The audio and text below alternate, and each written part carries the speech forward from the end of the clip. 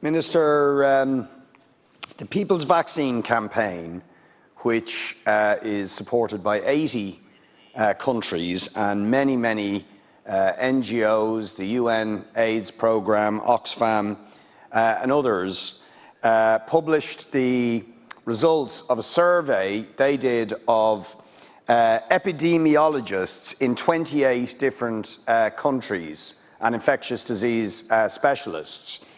And what that survey revealed is that 88% of epidemiologists, immunologists and infectious disease specialists predict that between 9 months and 12 months from now, variants of COVID-19 will have evaded the first generation of vaccines. Now, that is a very stark warning. In roughly that same timescale, it is anticipated that only 10% of the population of some of the poorest countries in the world will be vaccinated. Now, if those predictions are correct, we are in deep trouble. The misery and the darkness of the last year of this pandemic could roll on for years to come if variants of COVID-19 evade the first generation of vaccines.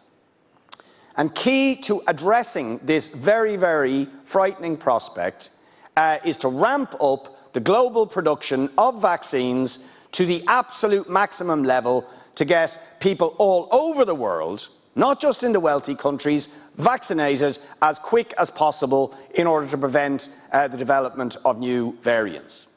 And yet, when the science is absolutely clear on this, the European Union, including this country, failed to support the campaign for a people's vaccine and for the waiving of patents and intellectual property rights and other protections around the technology to produce vaccines because they dance to the tune of the big pharmaceutical companies who don't want to waive those patents and intellectual property rights because they want to make cash from the pandemic.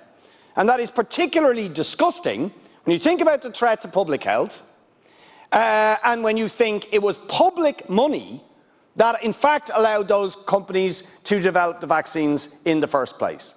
It was the advance orders of taxpayers all over the world, working people, that financed the development of the vaccines in the record time that we've seen them. So it is absolutely shameful and unacceptable that the European Union is not supporting the People's Vaccine Campaign and insisting that the technology, patents and intellectual property required to have the open development of vaccines so we can ramp up global supply, that the EU is not supporting that is shameful.